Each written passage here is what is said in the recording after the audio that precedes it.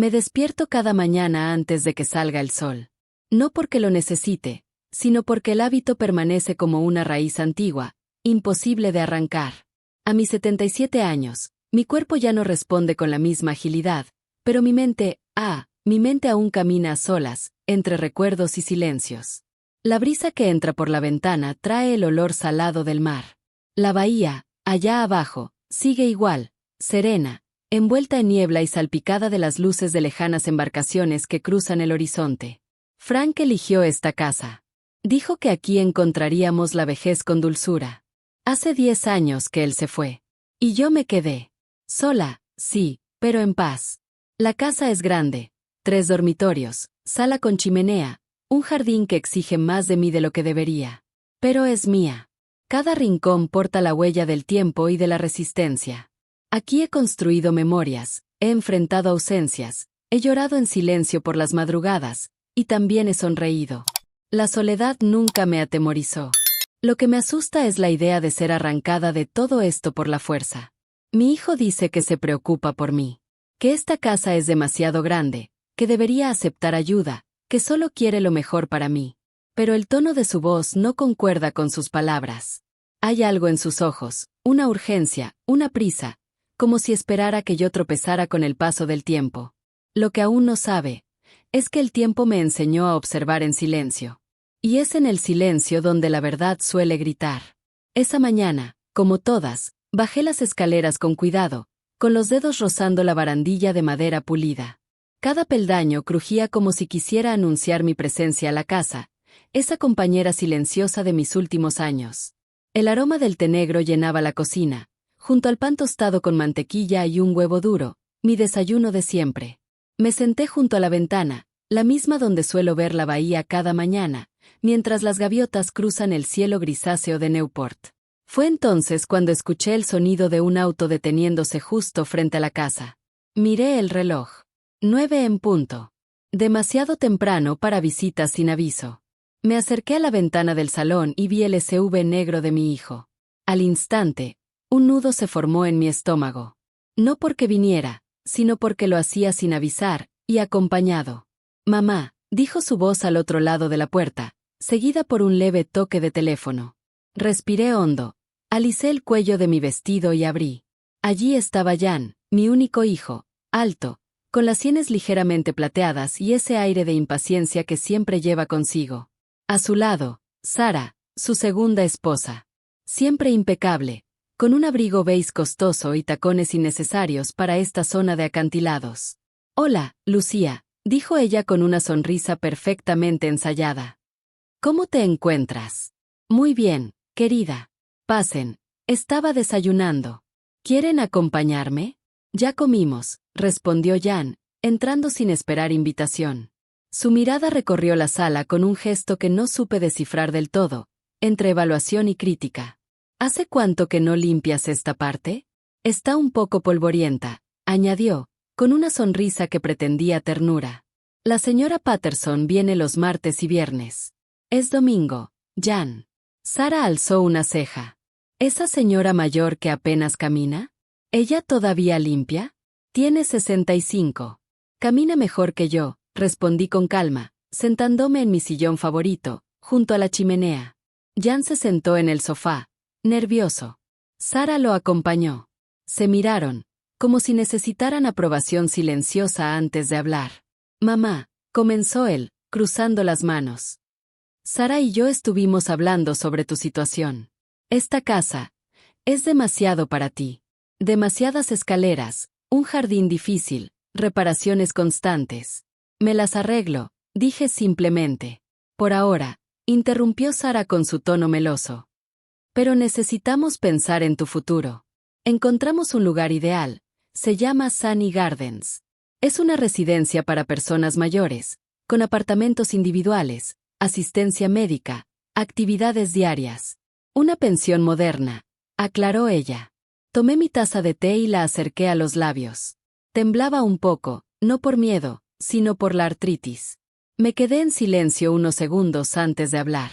¿Y qué planean hacer con la casa mientras disfruto de mi nuevo apartamento? Jan se removió en el asiento. Podríamos vigilarla. Quizás alquilarla. O incluso venderla, si se presenta la oportunidad. Venderla, repetí, como si masticara una palabra extraña. ¿Es eso lo que quieren? Solo pensamos en tu bienestar, mamá. Mantener esta casa consume tu pensión casi por completo. Venderla te daría una vejez cómoda. Me volví hacia la ventana. La bahía seguía allí, serena, eterna, como si nada pudiera tocarla. Bajé la taza con lentitud. Gracias por preocuparse. Pero no estoy lista para irme. Y mucho menos para ser despojada de mi hogar. Sara y Jan intercambiaron miradas otra vez. Luego, su voz cambió de tono. Se volvió más firme. No seas egoísta, mamá. Toda tu vida hiciste solo lo que querías. Tu trabajo, tus decisiones. Nunca pensaste en mí. Esa frase me atravesó como una lanza. No era la primera vez que la decía. Lo había repetido tantas veces, en distintas formas, que ya sonaba como un estribillo de una vieja canción que yo nunca había elegido. Tuve que trabajar, Jan. Tu padre no podía. Había que pagar comida, escuela, ropa. No empecemos con papá, interrumpió él. Siempre lo usas como excusa. Solo digo que tienes 77 años. Es hora de aceptar que no puedes con todo. No te he pedido que cuides de mí.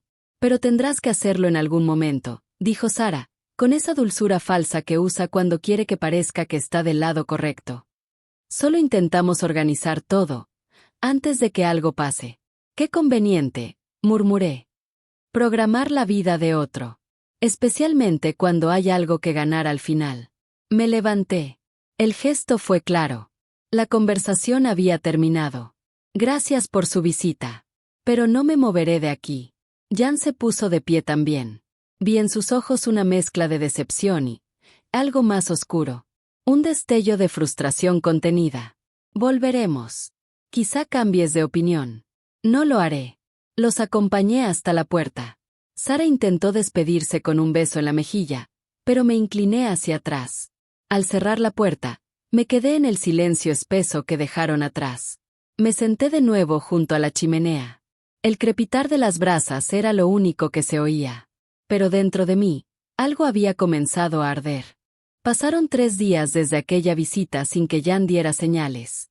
La casa volvió a llenarse de silencio, ese tipo de silencio que antes me confortaba, pero que ahora parecía estar esperando algo, como un suspiro que no se exhala. Hice mis rutinas como siempre, desayuno frente a la bahía, mis ejercicios de estiramiento suaves para mayores, un poco de jardinería, y por la tarde, mis novelas y llamadas esporádicas con Thomas, mi nieto. Había logrado convencerme, por un instante, de que quizás Jan había recapacitado. Que todo había sido un impulso, una conversación sin tacto, pero nada más. Me equivoqué. Era jueves, y acababa de terminar mi sesión de yoga cuando sonó el timbre. Miré por el vitral de la puerta. Allí estaba él. Pero no venía solo. A su lado, un hombre bajo, calvo, con traje gris y una carpeta en la mano. Mi pulso se aceleró. Hola, mamá, dijo Jan, forzando una sonrisa que no le alcanzaba los ojos. Este es el doctor Miller. Quería hacerte unas preguntas. Nada grave. El tal doctor Miller estiró la mano. Warren Miller, neurogeriatra. Es un placer conocerla, señora Calvo. No estreché su mano. Algo en su presencia me produjo un rechazo inmediato. Esa forma estudiadamente amable. Esa mirada que evitaba la mía. No he solicitado consulta con ningún especialista, respondí. Su hijo está preocupado por usted. Solo es una evaluación informal. Miré a Jan, que evitaba mi mirada. Aún así, di un paso atrás. Pasen. Nos sentamos en la sala. Yo, en mi butaca de siempre. Ellos, en el sofá. El doctor Miller abrió su carpeta y sacó una hoja en blanco. ¿Podría contarme cómo es su día habitual? Me levanto a las 6. Tomo el desayuno. Leo las noticias. Hago algo de ejercicio. A veces voy al mercado o a la biblioteca. Llamo a mi nieto. Veo mis telenovelas. Leo. El doctor tomó nota, luego levantó la vista. ¿Ha olvidado cosas últimamente? ¿Se le han quemado comidas? ¿Se desorienta con facilidad? No más que cualquier persona de mi edad, respondí con voz firme. ¿Alguna vez has sentido paranoia? ¿Ha acusado a alguien de querer hacerle daño? Lo miré sin pestañear. ¿Qué está insinuando, doctor? Jan intervino. Mamá, en la última visita dijiste que Sara quería robarte tus joyas. Nos gritaste. Eso nunca ocurrió, repliqué, conteniendo la rabia. No levanten falsos testimonios en mi propia casa.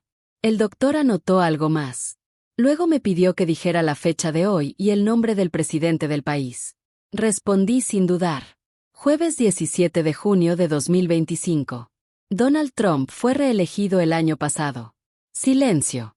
Me levanté. Esta conversación termina aquí. Les pido que se retiren. Fue entonces cuando Jan sacó un sobre de su chaqueta. Mamá, el doctor Miller ya te evaluó hace un mes. Este es el informe.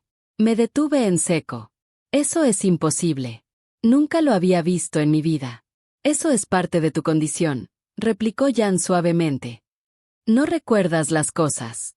Me extendió el papel. En la parte superior, mi nombre. Un diagnóstico. Principios de Alzheimer.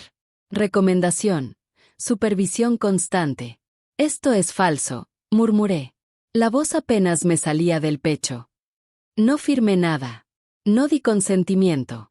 Ya hablamos con tu médica de cabecera, dijo Jan con una sonrisa ensayada. Ella está de acuerdo. Sentí que la sala giraba. Me aferré al respaldo del sillón. Voy a llamar a mi abogado. Jan negó con la cabeza. No servirá de nada. Ya tengo la orden judicial. Me han nombrado tu tutor legal. Tengo control sobre tus bienes. ¿Qué? Sacó otro papel. Lo desdobló con parsimonia y lo colocó sobre la mesa frente a mí. Lo tomé. Era auténtico. El juzgado me había declarado incompetente, en ausencia mía, y le daba a mi hijo pleno poder. Esto no puede ser legal, susurré. Estuviste presente, insistió él. Con abogado asignado por el tribunal. Pero no lo recuerdas. Me miró con frialdad. Ya no había más fingimiento. Ya no quedaba el hijo. Solo el hombre que venía a tomar lo que no era suyo. Ya inicié los trámites para vender la casa, dijo con voz neutra. Te mudas el martes. Y si te niegas, el doctor Miller puede recomendar internación involuntaria. El doctor asintió sin ningún rastro de vergüenza. La amenaza estaba servida sobre la mesa como un desayuno frío. ¿Y si no firmo nada? Pregunté. Jan me miró a los ojos, sin pestañear. Entonces firmo yo. Como tu tutor legal. Tomé los papeles que me puso delante. Las letras bailaban ante mis ojos. Fingí leer. Fingí asentir. Fingí estar vencida. Pero por dentro, una llama se encendía. No era rabia. Era algo más poderoso. Era dignidad. Necesitaba ganar tiempo. Déjame hacer las maletas, dije con voz cansada. Cosas personales. Fotos. Recuerdos. No llevaré mucho. Jan asintió. Tienes el fin de semana. Sara y yo nos mudamos aquí el lunes. Te llevaremos al martes. Los acompañé hasta la puerta. El doctor Miller se despidió con un apretón de manos que no respondí. Jan me miró por última vez antes de irse. Vi en sus ojos el triunfo de quien cree que ha vencido. Pero no había ganado. No todavía. Tan pronto como salieron, mis manos temblorosas marcaron un número. Uno que no usaba hacía tiempo. Uno que todavía recordaba de memoria. Kanner, dije, con la voz rota. Necesito tu ayuda. No había terminado de colgar el teléfono cuando sentí que las piernas me fallaban. Me dejé caer lentamente en la butaca junto a la chimenea, la misma desde donde solía leer y observar la bahía. Pero esa mañana, ni la vista ni las palabras me ofrecían consuelo. Todo me parecía lejano, como si el mundo se hubiera deslizado en silencio hacia un abismo del que yo no formaba parte. Había firmado papeles, sí, pero no por voluntad. Lo había hecho con miedo. Miedo de ser encerrada. Miedo de perder mi voz. De convertirme en una sombra. Kanner llegó 40 minutos después. Vi su sedán plateado detenerse frente a la casa. A pesar del paso del tiempo, seguía siendo un hombre elegante, de presencia firme. Alto, esbelto, con el cabello gris peinado hacia atrás y un porte que parecía salir de otro tiempo. Lo esperé en la puerta, sin decir una palabra, hasta que su mirada se encontró con la mía. «Lu», dijo al tomarme las manos. «¿Estás bien?». Negué con la cabeza. No sabía cómo empezar. No sabía si tenía sentido contarlo todo. Pero sabía que si alguien podía entenderme, era él. Entramos. Le mostré los papeles. Los informes falsos. La orden judicial. Todo. Kanner los examinó uno por uno, con la ceja fruncida y el gesto cada vez más serio. Cuando terminó, levantó la vista y supe lo que iba a decir antes de que lo pronunciara. «Esto es fraude. Claramente. Tu hijo, ese médico, están en problemas serios. Esto no puede quedar así». «Pero no tengo tiempo», murmuré. «El lunes vienen a instalarse aquí. El martes me llevan a esa residencia. Si me niego, dicen que pueden internarme a la fuerza». Kanner asintió con expresión sombría. «Entonces no tenemos semanas para un juicio. Necesitamos otra estrategia». Lo observé caminar hacia la ventana. Se detuvo allí, de espaldas a mí, con las manos cruzadas a la espalda. Siempre hacía eso cuando estaba pensando.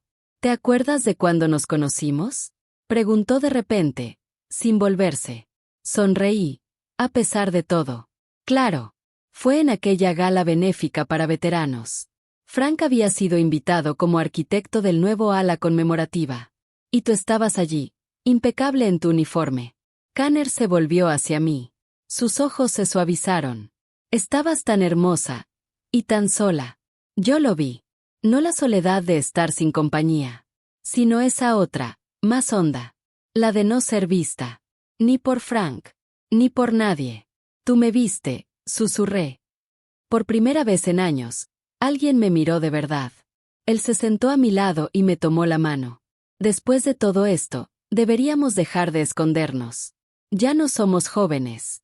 El tiempo se acorta. Quiero pasarlo contigo. No en secreto. No en fragmentos». Mis ojos se llenaron de lágrimas. No de tristeza. De esa mezcla rara entre alivio y ternura que llega cuando uno ha sido comprendido. «Primero recuperemos la casa», dije con una sonrisa. «Luego hablamos del resto». Kanner asintió. Se levantó con energía y se dirigió a mi pequeño escritorio. Tomó su teléfono. Hizo varias llamadas. Habló con voz baja, profesional. Mencionó nombres que no recordaba haber oído antes. Escuché palabras como intervención urgente, fraude médico, falsificación de documentos. 30 minutos después, volvió a la sala. «Todo está en marcha. El Dr. Miller será interrogado por el Consejo Médico Estatal mañana temprano. También hemos solicitado una orden para revisar sus registros y entrevistar a otros pacientes. Por otro lado, presentaremos una petición de urgencia en el tribunal para suspender la tutela de Jan». Me llevé la mano al pecho. ¿Todo eso tan rápido? Todavía tengo amigos en lugares clave. Y este caso es indignante. Hay voluntad de actuar. ¿Y si Jan aparece antes del lunes? ¿Y si intenta adelantar todo? No podrá. Legalmente, el proceso de venta de la casa se detendrá con la petición que presentaremos. Y si intenta actuar fuera de la ley, estará cavando su propia tumba. A partir de ahora, Lu, tú no estás sola. Me levanté y caminé hacia la ventana. La bahía seguía allí, inmensa, serena. Las velas blancas de los veleros cortaban el agua como pensamientos dispersos. «Kanner», dije en voz baja. «¿Y si Jan va a prisión?». Kanner se acercó lentamente. «Eso dependerá de ti. De cuánto estés dispuesta a perdonar. De si quieres justicia o redención». Lo miré. El dilema era real. Mi hijo había intentado destruirme. Pero seguía siendo mi hijo. «No sé aún lo que quiero hacer», admití. «Tómate tu tiempo. Primero, recuperemos lo que es tuyo. Luego decidirás con el corazón en paz». Asentí. Por primera vez en días, sentí que el suelo bajo mis pies se detenía. Que la casa no estaba perdida. Que yo no estaba perdida. Y que, a pesar de todo, aún era posible empezar de nuevo. A la mañana siguiente, me desperté antes de que sonara el reloj biológico que mi cuerpo parece llevar consigo desde hace décadas. La casa seguía en silencio, Pero ya no era ese silencio cálido que acompaña la soledad elegida. Ahora era un silencio expectante, como si cada rincón estuviera aguantando el aliento conmigo. Kanner preparaba café en la cocina cuando bajé. Su presencia llenaba el ambiente con una calma que contrastaba con el torbellino que yo llevaba por dentro. Había dormido en la habitación de invitados, pero sabía que se había mantenido en vela la mitad de la noche, haciendo llamadas, revisando papeles, enviando mensajes. «Buenos días», dije en voz baja. «Buenos días, Lou», respondió, sin dejar de mirar la cafetera. «Tenemos novedades». Me senté a la mesa sin preguntar. Él colocó una taza frente a mí y se sentó con un fajo de documentos. El doctor Miller fue visitado esta mañana por el Consejo Médico. También por un agente del FBI. Tenían una orden para incautar todos sus registros. Y, hizo una pausa, está cooperando. Lo miré sorprendida. ¿Tan rápido? Demasiado rápido, respondió, con una media sonrisa. Miller tenía más esqueletos en el armario de los que pensábamos. Y parece que no está dispuesto a cargar con todo el peso solo. Ya empezó a nombrar a cómplices. Incluido Jan. Sentí un nudo en el estómago. Era extraño. Una parte de mí sentía satisfacción. Pero otra solo sentía una pena enorme. Como si el alma no pudiera festejar lo que la carne pedía. ¿Y ahora qué? Ahora, esperamos. El tribunal ya tiene la solicitud para suspender la tutela. Con la confesión de Miller, será cuestión de horas. Pero tenemos que estar preparados. Jan dijo que vendría hoy, ¿no? Asentí con la cabeza. Dijo que quería revisar la casa. Perfecto, respondió Kanner. Habrá testigos aquí. Personas del FBI, del Consejo Médico, incluso un funcionario del tribunal. Pero no sabrán que lo estamos esperando. No pude evitar sonreír, con esa mezcla de alivio y nerviosismo que antecede a lo inevitable. ¿Crees que vendrá? Vendrá, afirmó Kanner sin dudar. Los que creen que han ganado, nunca imaginan que les están tendiendo una trampa. Pasamos la mañana organizando los papeles, poniendo en orden los documentos, y dejando todo listo para la llegada de Jan y Sarah. Cada objeto en su lugar, cada firma donde debía estar. El sol de primavera se filtraba por las ventanas, pero su luz parecía fría, como una advertencia. A las 8:30, el timbre sonó. Kanner me hizo un gesto desde la cocina. «Quédate aquí. Yo abro». Escuché murmullos, voces firmes y educadas. Un minuto después, Kanner regresó acompañado por dos personas. Una mujer alta, de cabello corto, rostro serio y elegante, y un hombre más joven, con traje formal y una carpeta en la mano. «Lou, te presento a la doctora Uray, del Hospital Central de Newport, y al señor Foster, del Departamento de Seguridad Social. Vienen a hacer una evaluación de rutina». «¿Una evaluación? Tu caso fue incluido en una lista de revisión por denuncias cruzadas», explicó el joven. «Nada de qué preocuparse». Les ofrecí asiento y, aunque estaba nerviosa, acepté la entrevista. La doctora Uray me hizo preguntas simples. Fechas, nombres, cálculos, lógica. Incluso algunas más personales. Mis hábitos, mis rutinas, mis relaciones sociales. Respondí con claridad, sin vacilar. Al final, ella cerró su libreta con expresión decidida. «Señora Calvo», dijo con voz pausada, «no hay ningún signo de deterioro cognitivo. Ni Alzheimer, ni demencia. Usted está mentalmente sana». Sentí una ola de alivio recorrerme el pecho. «Eso no concuerda con el informe del doctor Miller», añadió el señor Foster. «Él afirma que usted tiene graves episodios de confusión y agresividad». «Nunca me examinó», respondí con firmeza. Todo fue una mentira. Justo en ese momento, el timbre sonó otra vez. Kanner fue a abrir, y al volver, traía consigo a un hombre alto, de traje impecable y mirada aguda. «Agente Michael Donovan», se presentó mostrando una placa. «FBI. Estoy buscando a James Calvo». «No ha llegado aún», respondió Kanner. «Pero dijo que vendría hoy». «Perfecto. Estaremos listos para recibirlo». Minutos después, escuchamos el rugido familiar del SUV negro deteniéndose frente a la casa. Miré a Kanner. Él asintió con serenidad. «Es ahora, Lou». Jan entró sin tocar, como si aún creyera que esta casa le pertenecía. «Mamá, ¿estás aquí?» «En la cocina», respondí. Entró con una sonrisa confiada, pero al ver a las personas sentadas a mi alrededor, su rostro cambió. Y cuando el agente Donovan se levantó y le mostró la placa, su expresión se transformó en algo que nunca le había visto, verdadero miedo. «James Calvo», dijo el agente. «Necesitamos hablar sobre su relación con el Dr. Miller.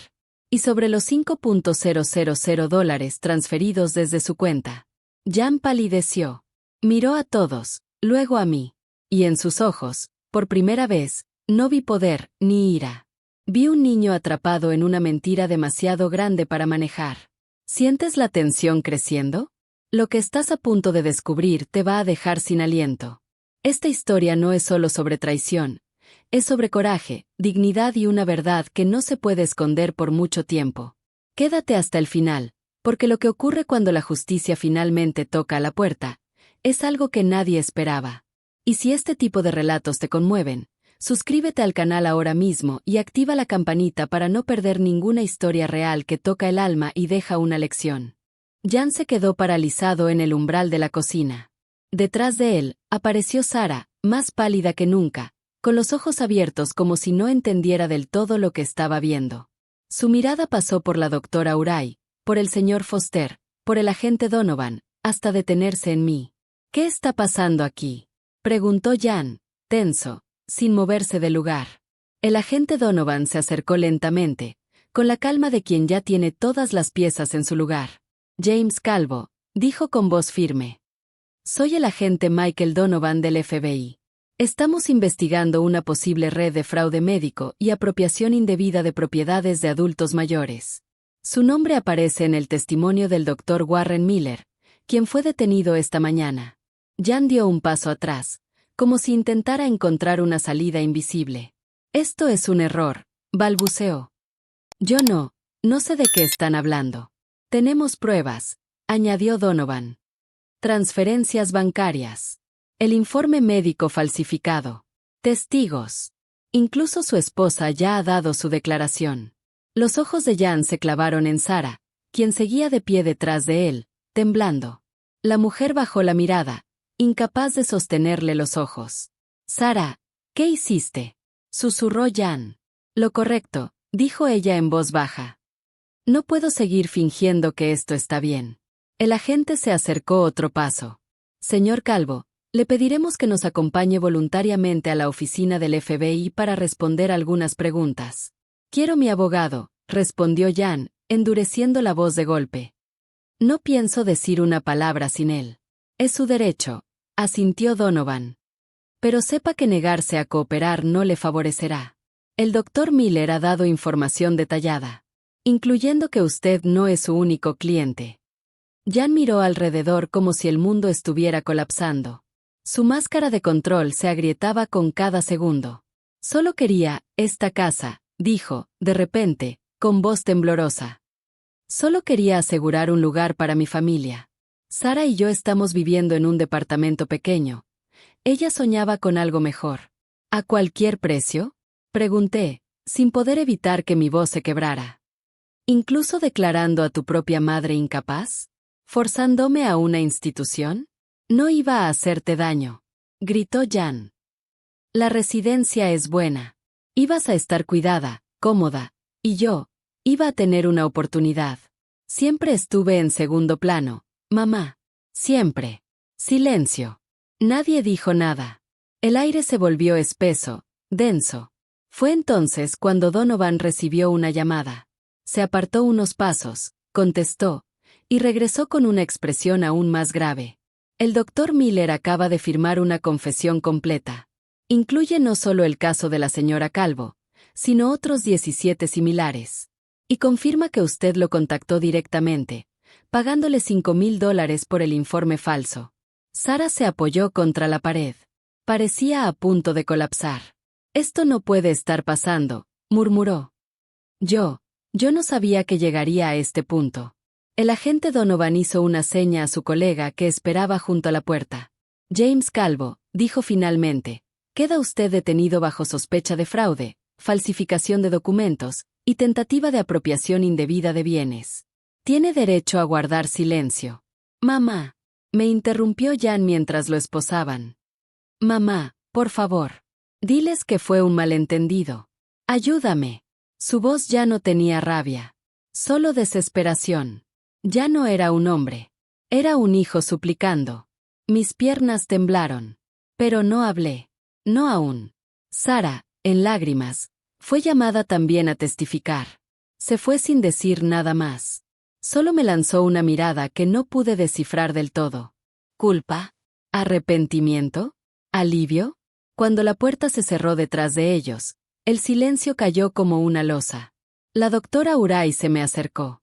Enviaré un informe oficial al tribunal confirmando que no hay señales de deterioro cognitivo, dijo. Y el señor Foster suspenderá la tutela de su hijo de inmediato. Asentí. En silencio. Kanner apareció a mi lado. No dijo nada, solo me tomó la mano. Me sentí temblar, pero ya no era miedo. Era algo más profundo, la mezcla entre tristeza, justicia y una pequeña chispa de algo que no reconocí al principio. Era paz. Por primera vez en mucho tiempo, sentí que tenía voz. Que la había recuperado. Que mi historia no terminaría en silencio, encerrada entre muros que otros habían elegido por mí. La casa seguía siendo mía. Y también lo era mi vida. Esa tarde, la casa quedó extrañamente en silencio. No el silencio del abandono, ni el de la costumbre. Era un silencio que pesaba, que contenía demasiadas palabras no dichas, demasiadas emociones suspendidas entre las paredes. Me senté frente a la ventana del salón, con el té entre las manos. La bahía, al fondo, se extendía calma como si nada hubiera pasado. Pero dentro de mí, todo había cambiado. Kanner caminaba por la casa con pasos suaves, como si supiera que yo necesitaba espacio. Estaba en mi vida desde hacía décadas, pero siempre supo cuándo acercarse, y cuándo simplemente estar cerca, sin decir nada. Esa era una de las razones por las que lo amaba. Porque nunca me exigió ser otra cosa que yo misma. ¿Quieres que prepare algo para cenar? Preguntó desde la cocina, con su voz tranquila. No tengo hambre, respondí, sin mirarlo. Está bien. Te dejo espacio. Pero comerás algo más tarde, dijo con suavidad, como quien no hace una pregunta, sino una promesa. Volví a mirar la bahía.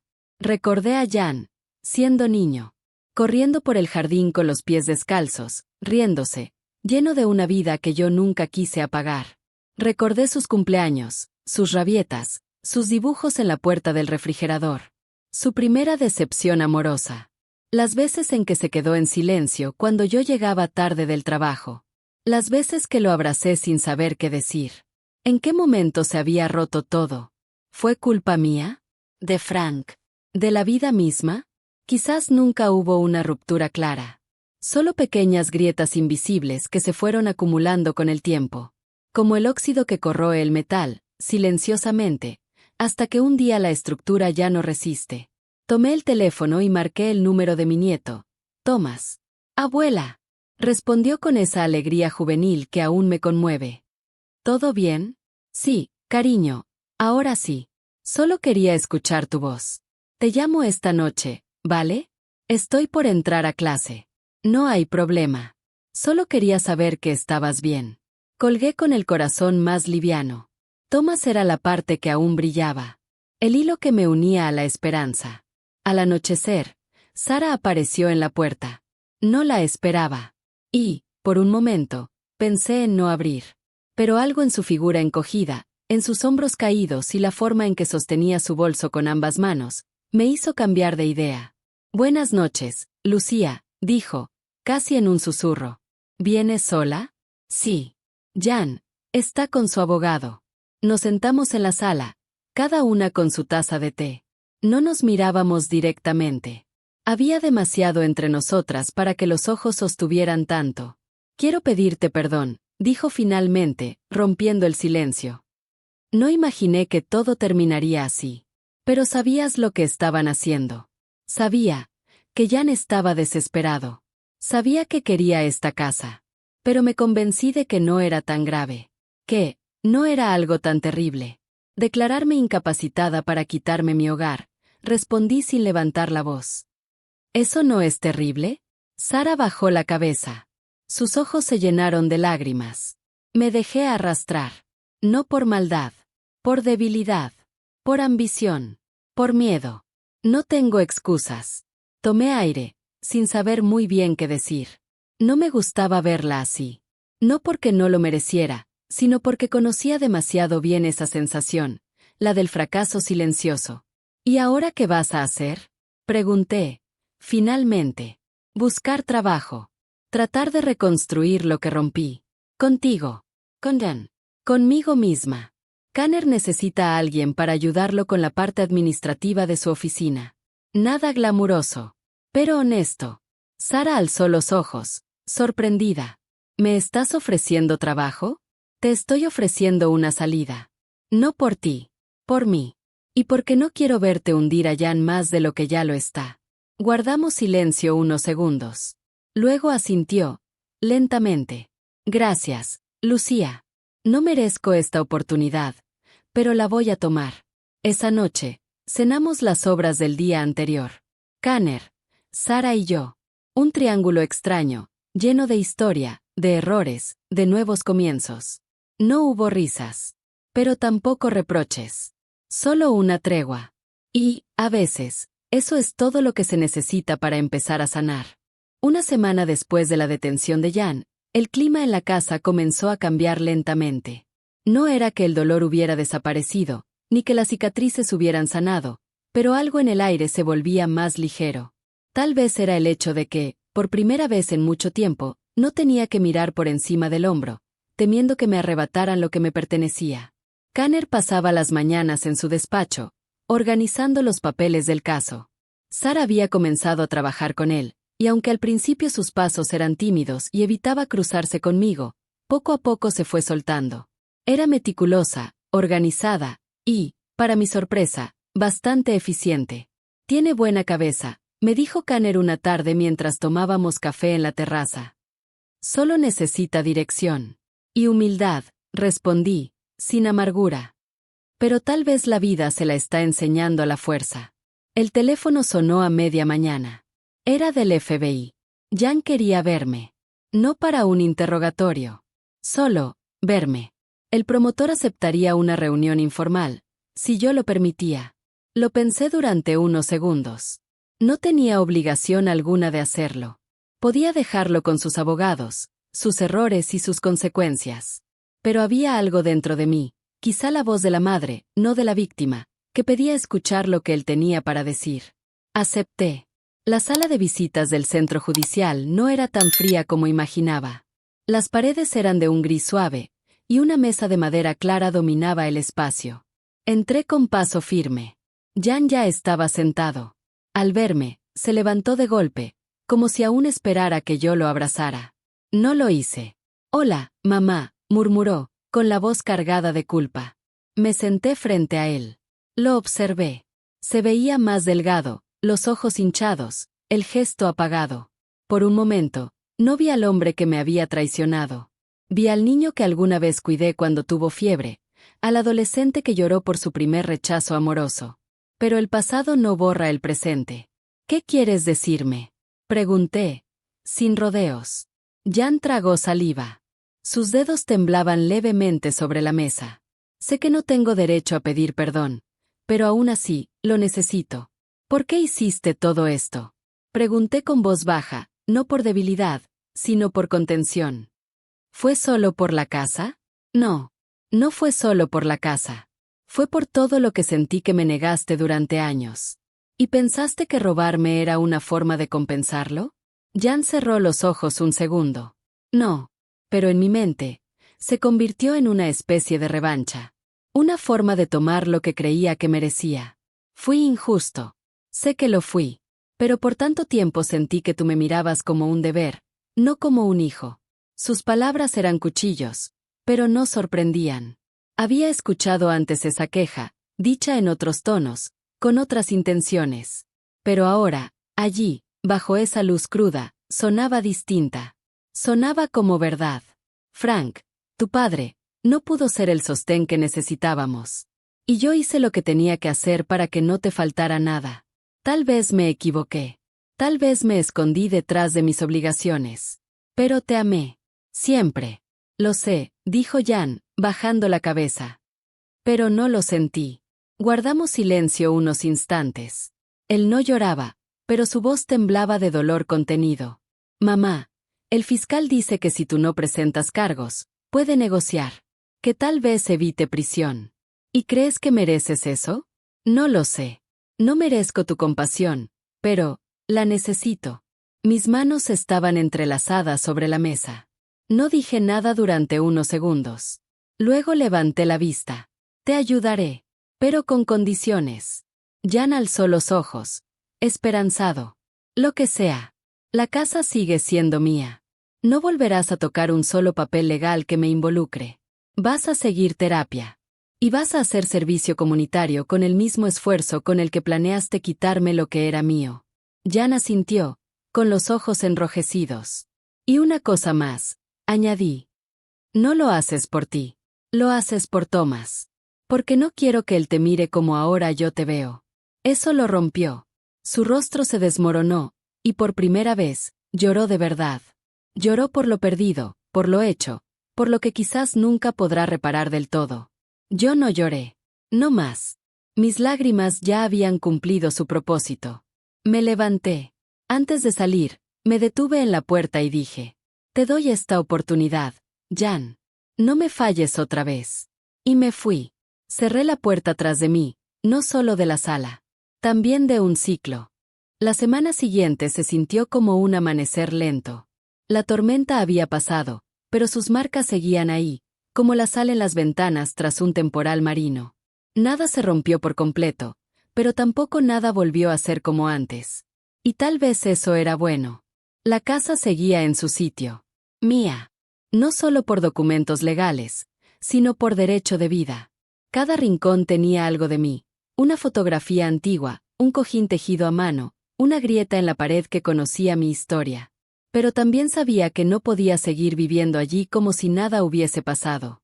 La casa tenía que respirar otra vez. Renovarse. Quiero pintar, le dije a Kanner una mañana. Cambiar los colores. Quitar la sensación de encierro. Él me miró desde el otro lado de la mesa, sonriendo. ¿Por fuera o por dentro? Por dentro, por ahora, respondí. Pero tal vez también por fuera, más adelante. Cuando yo también me sienta lista para eso. Así comenzamos. Sara, que ya llevaba 3 semanas trabajando con Kanner, se ofreció a ayudar. Al principio dudé. No por rencor, sino por prudencia. Pero acepté. Y, para mi sorpresa, fue paciente, detallista y humana. Me escuchaba. No solo con los oídos, sino con el gesto, con la disposición de quien está tratando de redimirse no con palabras, sino con presencia. Este color arena queda bien con la luz de la mañana, me dijo señalando la muestra. Y es cálido, asentí. Cálido, pero no pretencioso. Nos miramos, y por primera vez, sonreímos sin reservas. Thomas llamó esa tarde. Le conté que estábamos redecorando. ¿La abuela con brocha en mano? Bromeó. La abuela con carácter renovado, reí. Él me dijo que quería venir a visitarme en las vacaciones. Le dije que siempre habría una taza de té esperándolo. Me preguntó cómo estaba su padre. No supe qué responder por unos segundos. Está en proceso. Como todos nosotros. Colgamos. Me quedé con el teléfono en la mano unos minutos, sintiendo que algo se recomponía muy lentamente, como una grieta sellándose desde adentro. Al día siguiente, llegaron las noticias. El tribunal había aceptado el acuerdo.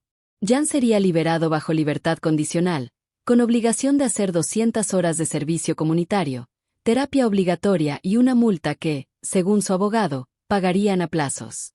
No habría prisión. Tampoco olvido. Esa noche, Kanner y yo nos sentamos en la terraza. El aire tenía ese olor a hierba húmeda y mar que solo Newport puede ofrecer al caer la tarde. Él sostenía una copa de vino, yo una taza de manzanilla. ¿Te arrepientes?, preguntó él de repente. ¿De qué? De haberle dado otra oportunidad. Pensé unos segundos. El cielo comenzaba a oscurecerse lentamente, y las primeras estrellas titilaban sobre la bahía. No, dije. Porque el castigo no cura. pero enfrentar las consecuencias, eso sí puede transformar. Kanner asintió, como quien no necesita más explicaciones.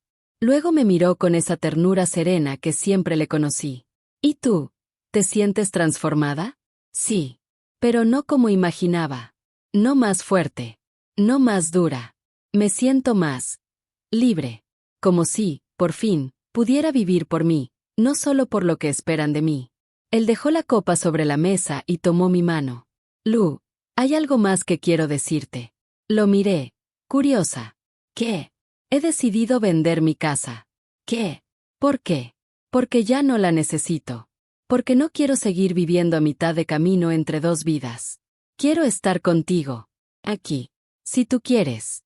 Mi corazón dio un vuelco. No por la propuesta, ya lo habíamos insinuado antes, sino por el gesto. Por la renuncia. Por la intención de quedarse. ¿Y estás preparado para convivir con una mujer de 77 años, una gata vieja, y una casa que se queja con cada paso? Lo he esperado toda la vida, sonrió. Y he lidiado con cosas peores, como informes falsos y yernos traicioneros. Reímos. Y en esa risa se disipó algo que llevaba tiempo atascado entre el pecho y la garganta. Algo que no sabía cómo nombrar, hasta ese momento. Paz. Esa noche, al entrar a la casa, encendí las luces del pasillo. El nuevo color en las paredes reflejaba una calidez distinta. No era solo pintura. Era comienzo. Los días se sucedieron con una calma nueva. No era la rutina de antes, aquella en la que la soledad se confundía con resignación. Ahora había movimiento en la casa, risas tímidas, conversaciones tranquilas, olor a pintura fresca y a café recién hecho. Había señales de vida. No una vida prestada, ni sobrevivida, sino elegida. Thomas llegó un viernes por la tarde. Me avisó solo unas horas antes, como suelen hacer los jóvenes. Lo vi desde la ventana, bajando del taxi con su mochila al hombro y ese brillo en los ojos que siempre me recuerda que aún hay futuro.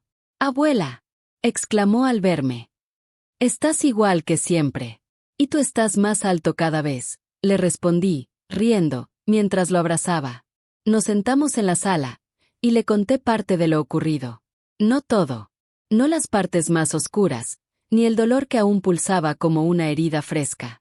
Pero sí lo esencial, la verdad, sin adornos. Tu padre cometió errores graves, dije con firmeza.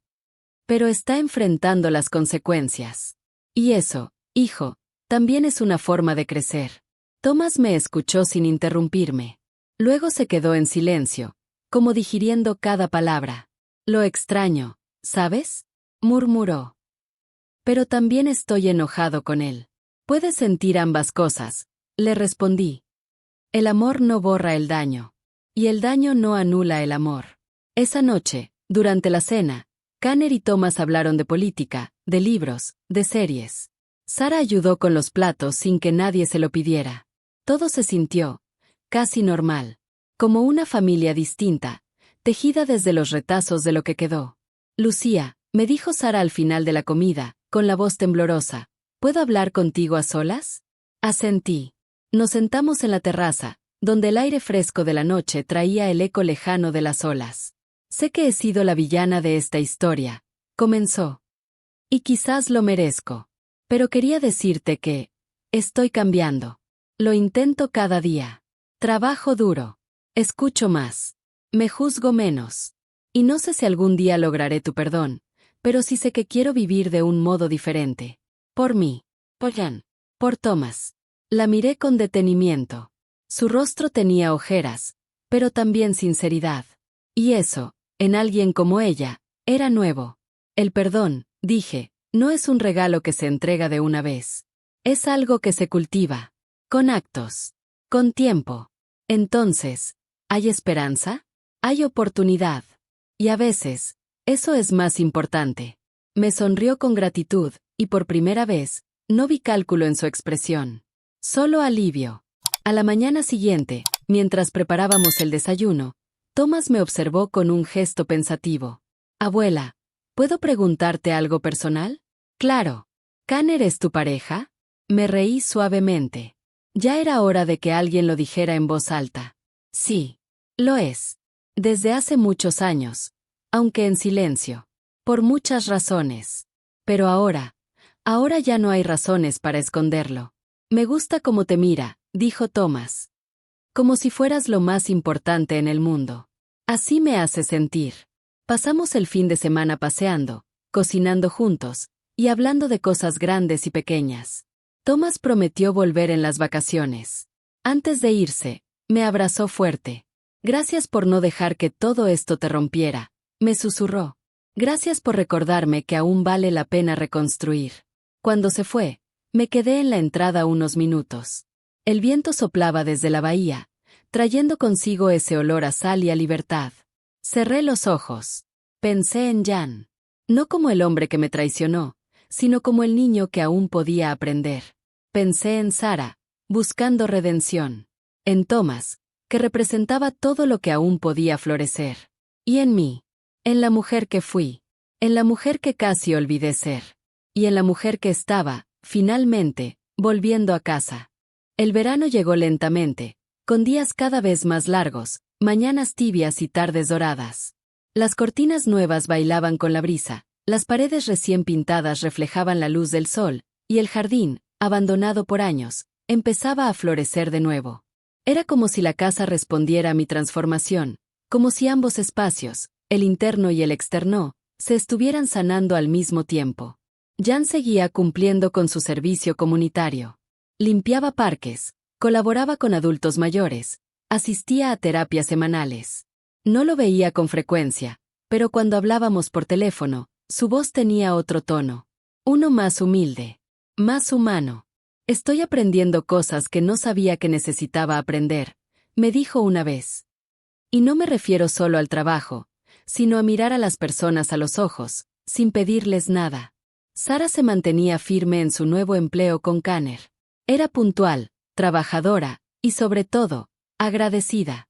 Nunca intentó forzar una cercanía. Pero su actitud, día tras día, tejía lentamente un nuevo lazo, no de afecto inmediato, sino de respeto ganado. Una tarde de domingo, estábamos los tres, Kanner, Sara y yo, en la terraza. El té humeaba sobre la mesa, y el cielo tenía ese azul que parece imposible de describir. Lucía, dijo Kanner de repente, ¿has pensado en hacer testamento? Lo miré sorprendida. ¿Tan pronto quieres quedarte con mi vajilla? Reímos, y él negó con la cabeza. Lo digo en serio. No por la herencia material, sino por dejar algo más claro. Algo que libere y no que genere nuevos conflictos. Pensé en eso por unos segundos. En todo lo que había pasado, en lo que había estado a punto de perder, en lo que había recuperado. Y asentí. Tienes razón. Es hora de escribir no lo que dejo, sino lo que decido. Esa misma semana redacté mi testamento. Dejé la casa como bien indivisible. No para ser vendida, ni dividida, sino como espacio común. Un refugio. Un símbolo. Un recordatorio. Porque esa casa ya no era solo una propiedad. Era la historia de una mujer que había sido traicionada, y que, sin embargo, eligió no volverse amarga. Era el espacio donde casi me silenciaron, pero también donde volví a alzar la voz. Era el lugar donde me enamoré, 2 veces. Y donde, finalmente, me perdoné a mí misma por todo lo que no pude ser. Una mañana, mientras colgaba unas sábanas al sol, sentí una paz tan honda que me pareció extranjera. Como si, después de tanto resistir, por fin pudiera simplemente habitar, vivir, estar. Kanner salió con 2 tazas de café. ¿Sabes? Dijo, sentándose a mi lado. Creo que esta casa debería tener un nombre. ¿Un nombre? Sí. Las casas importantes lo tienen. Las que sobreviven tormentas. Las que guardan secretos. Las que protegen. Me quedé pensando. Entonces la llamaremos Renacer. Él sonrió. Perfecto. Renacer. Y así fue como comprendí que no se trata solo de venganza. Ni siquiera de justicia. A veces, el acto más valiente es quedarte de pie, respirar hondo y seguir adelante, aunque te hayan querido derrumbar.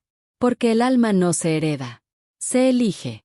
Y si esta historia te tocó el corazón, si alguna vez sentiste que te querían arrebatar lo que más amas, recuerda, No necesitas gritar para recuperar tu dignidad. Basta con no rendirte. Suscríbete al canal si crees en el poder silencioso del renacer. Activa la campanita y acompáñanos en cada historia que honra la fuerza interior. Y si conoces a alguien que necesita escuchar esto, comparte este video.